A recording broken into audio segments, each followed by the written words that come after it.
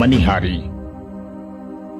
कटिहार जिले में स्थित यह क्षेत्र अपनी भौगोलिक, सांस्कृतिक, धार्मिक और ऐतिहासिक विशेषताओं के कारण एक विशिष्ट स्थान रखता है। हालांकि इस स्थान का नाम मनिहारी क्यों पड़ा, इस सवाल पर कई भिन्न मान्यताएं और राय हैं।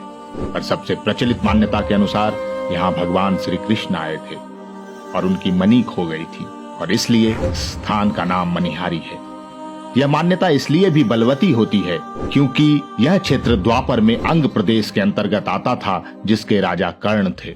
यहाँ से कुछ दूरी पर ही वो जगह भी है जहाँ ये माना जाता है कि अज्ञातवास के समय पांडवों ने अपने अस्त्र शस्त्र छुपाए थे। एक मान्यता यह भी है कि गंगा नदी के किनारे बसा यह क्षेत्र बहुत मनोहारी है और इस कारण से इस क्षेत्र का नाम मनिहारी पड़ा।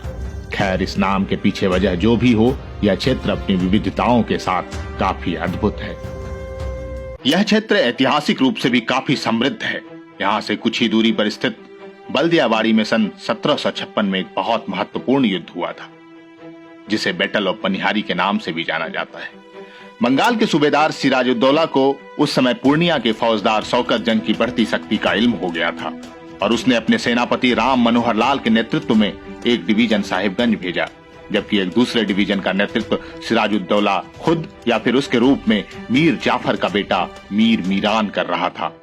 शौकत जंग ने भी तब अपनी टुकड़ी युद्ध के लिए सेनापति श्याम सुंदर के नेतृत्व में भेजी थी। बंगाल के सूबेदार की सेना पहले मेदिनीपुर आई और बाद में बढ़कर मनिहारी से महज 3 मील दूर नवाबगंज में अपना कैंप या गढ़ बनाया था। उसके बाद सिराजुद्दौला और शौकत जंग की सेनाओं के बीच बल्दियाबाड़ी के मैदान में एक भयंकर युद्ध हुआ था, जिसमें स्वयं शौकत जंग ने भी भाग लिया था। बल्दियाबाड़ी का मैदान उस समय काफी दलदली था और उसमें कास के जंगल थे। उस भयानक युद्ध में 12,000 सैनिक मारे गए थे।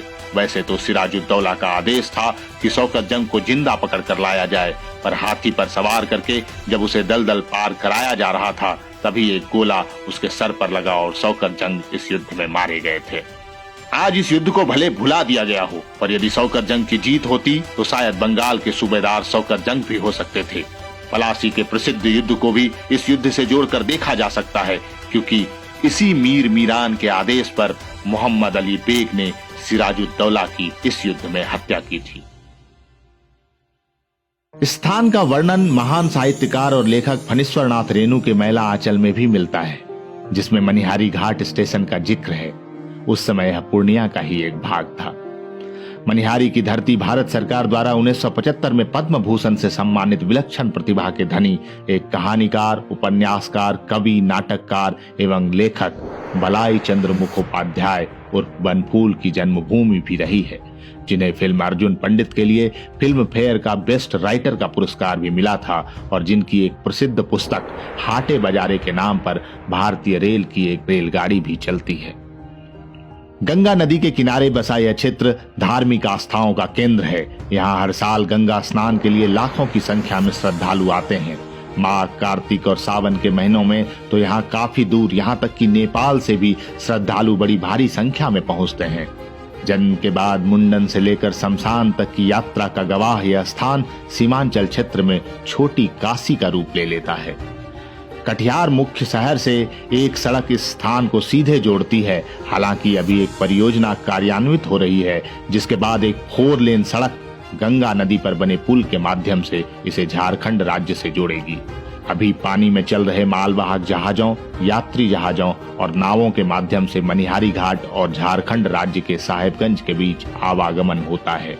अनुमंडल स्थित तेज नारायणपुर स्टेशन भारतीय रेलवे के पूर्वोत्तर सीमांत रेलवे क्षेत्र का अंतिम स्टेशन भी है। इस क्षेत्र की प्रमुख बोली अंगिका है, जो इसके अंग प्रदेश से जुड़े होने का प्रमाण भी है। कुछ अन्य बोली भाषा भी इस जगह पर बोली जाती है। बंगाल से निकटता के कारण इस क्षेत्र पर बंगाली संस्कृति की बहुत गहरी छाप है और इसीलिए यहाँ दुर्गा पूजा और काली पूजा भी बड़ी धूमधाम से मनाई जाती है। इस क्षेत्र में चावल, गेहूं, मक्का के साथ मखाने की खेती प्रमुख तौर से की जाती है। मुख्य रूप से खेती से जुड़े व्यवसाय जैसे चावल से मूढ़ी बनाना और कच्चे मखाना को प्रोसेस करने के साथ मत्स्य पालन और कुछ लघु कुटीर उद्योग यहाँ के लोगों की आजीविका का मुख्य साधन है।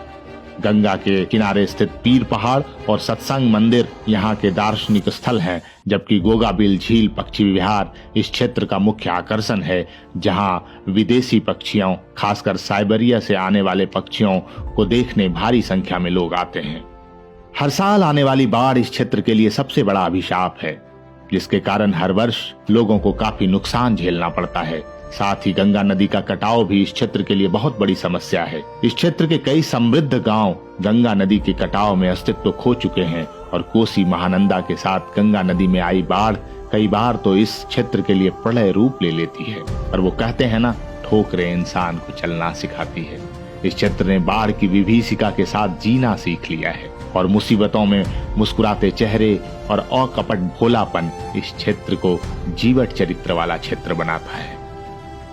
जीवन संघर्षों में रचा बसा यह शहर जब शाम में गंगा आरती करता है तो भक्ति में झूमता है।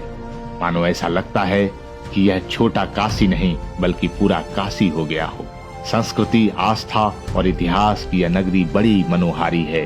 गंगा की गोद में बसा यह अद्भुत स्थान मनिहारी है।